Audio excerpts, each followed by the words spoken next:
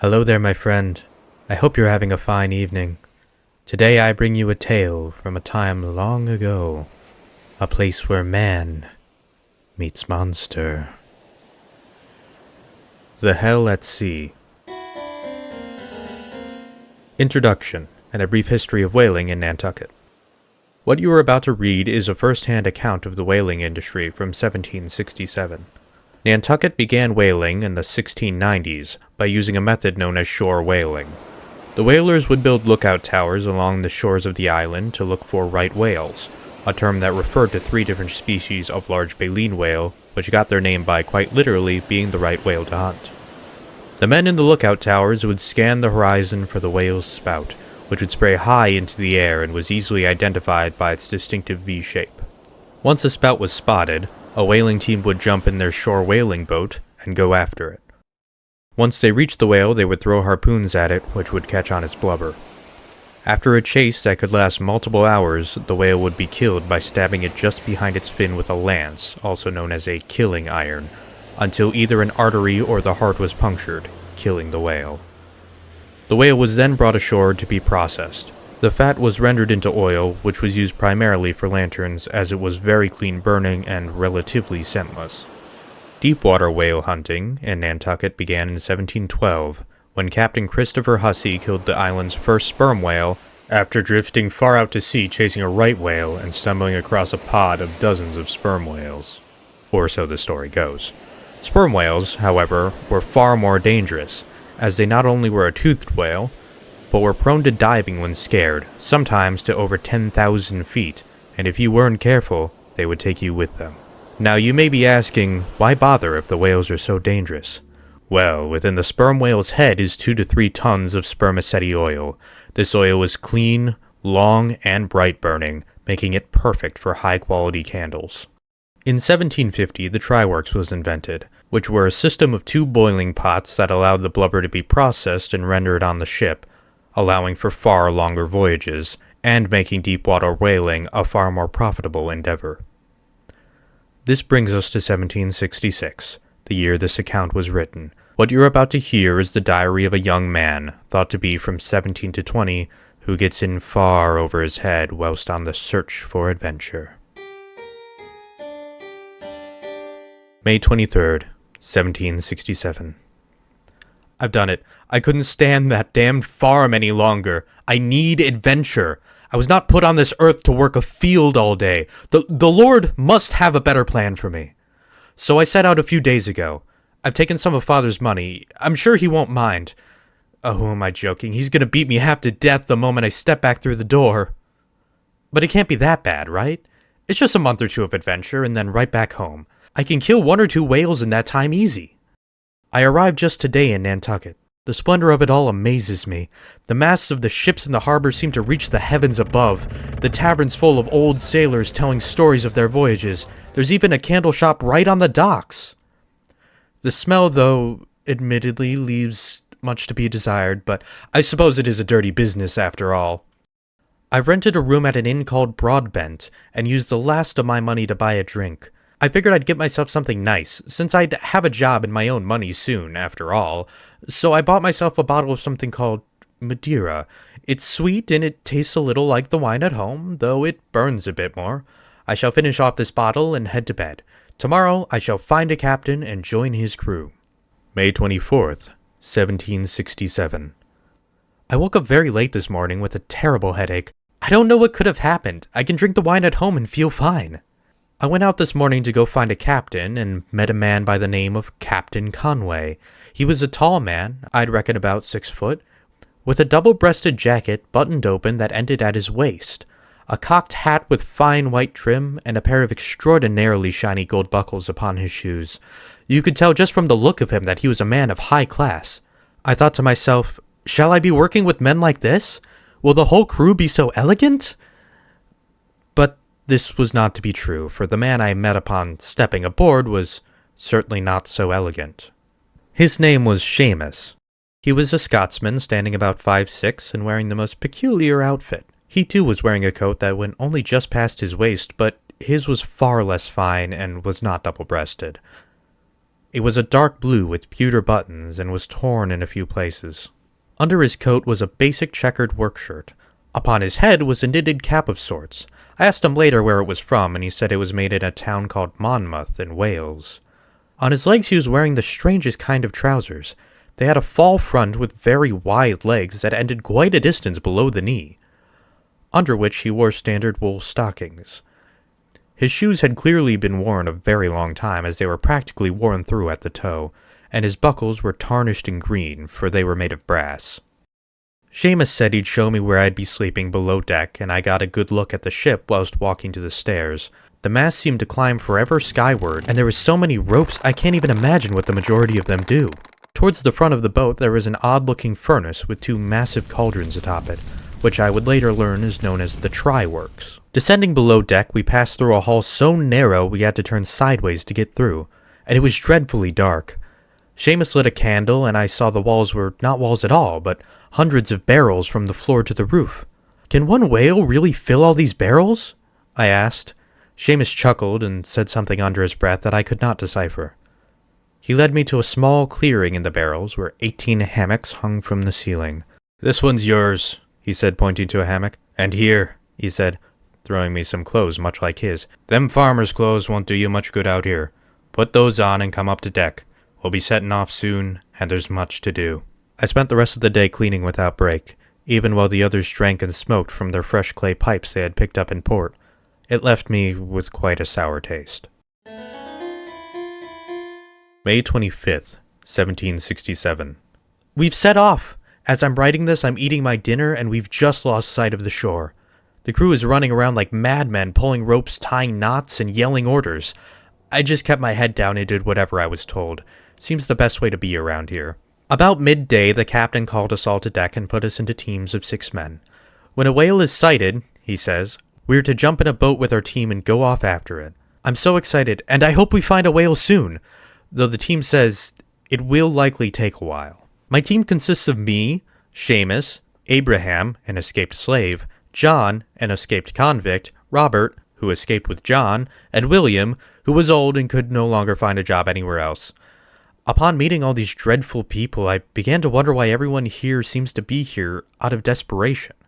Am I the only one here willingly? May 26th, 1767. Today started with bad news. We're heading to the Arctic. I had thought the ship would stay near Nantucket, but I'm told in the summer we go up north, and in the winter we go down south. As afraid as I am of the Arctic, I thank God we won't have to see the West Indies. I've heard the stories. Malaria, the heat.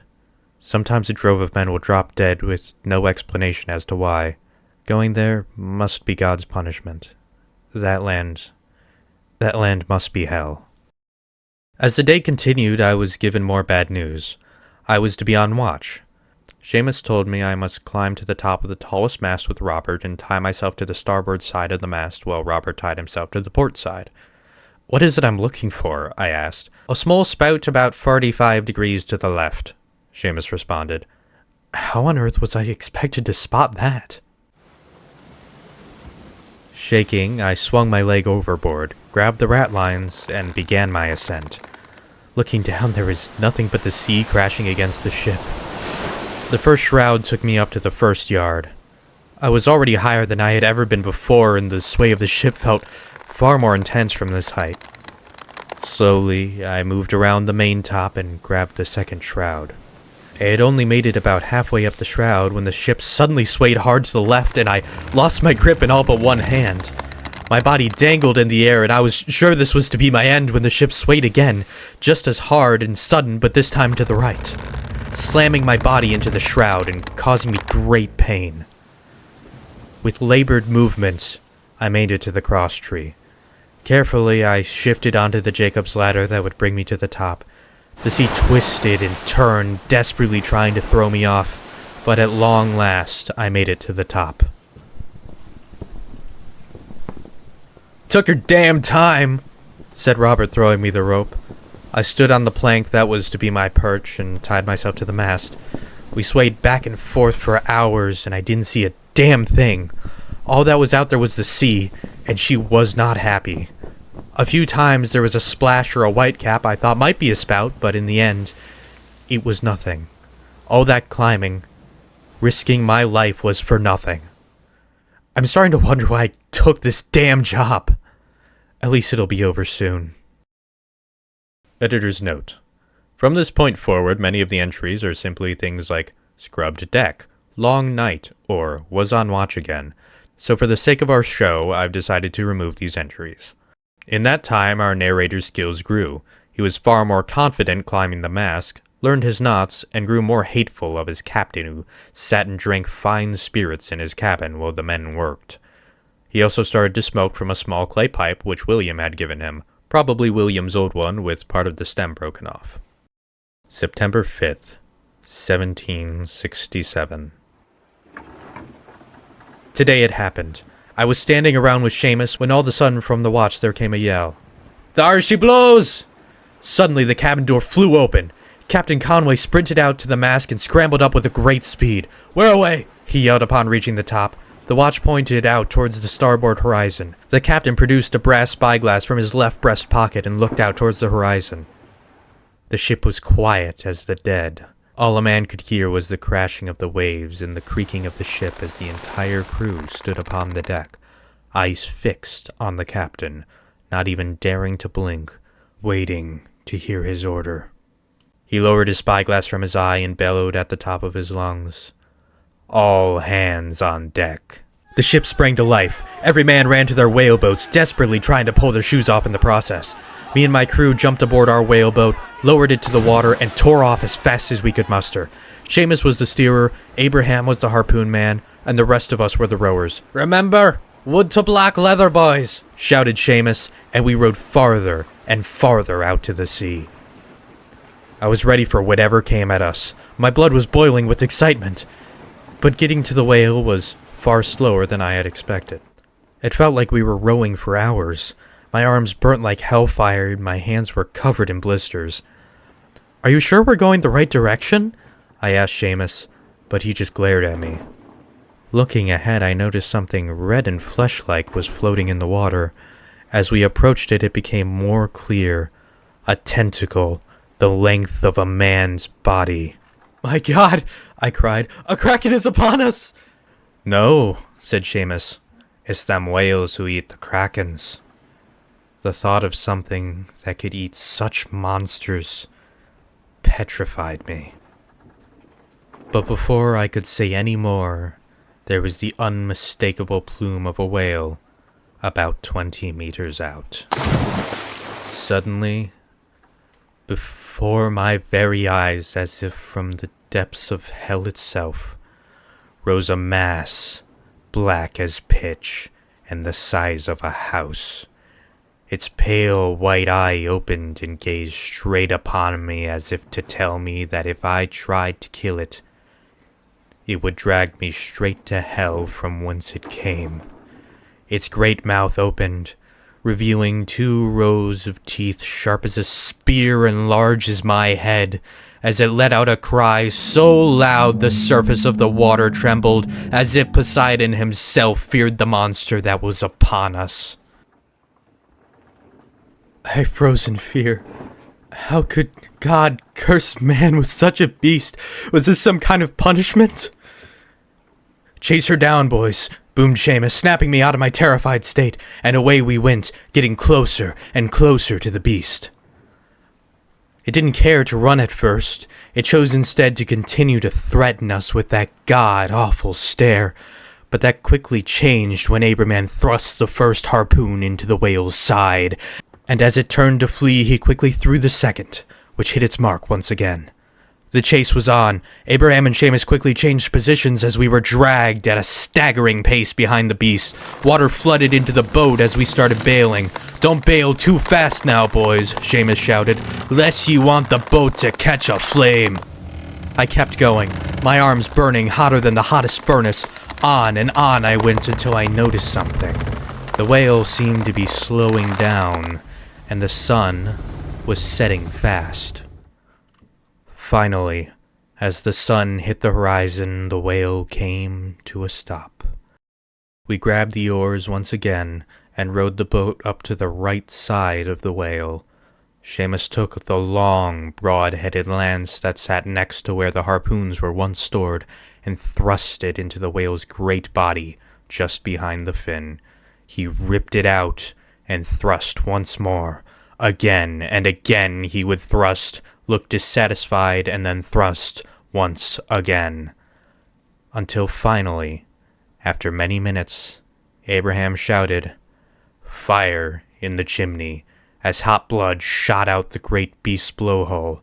Within half an hour, the whale was dead. We had no trouble navigating back with the whale in tow, even in the dark of night, for as soon as we approached, the boat began to glow. I thought they must have lit a beacon of some kind to guide us back. Labored, we rowed our way back up to the side of the boat we had descended from hours before. As I ascended the ladder up to the deck, men on ropes with hooks and knives descended upon the whale, and as I reached the top, I realized it wasn't a beacon that was lit to guide us back. It was the try-works ablaze and hungry for flesh. "How long will the processing take?" I asked Seamus. 3 days and 3 nights, he said. "And don't worry, you'll take part in the processing. But not tonight. For tonight, we've earned our rest." September 6th, 1767. Dreadful. Nothing else can be said of the try-works. The great furnaces I had once marveled at have become the instrument of my torment. I render the fat until it turns to oil, scoop the scum from the top and throw it into the fire below, and as soon as it seemed my job was soon to be over, someone would haul more of that damned whale up for me to boil. September 7th, 1767.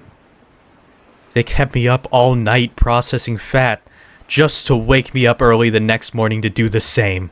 I am a good man. I don't deserve this.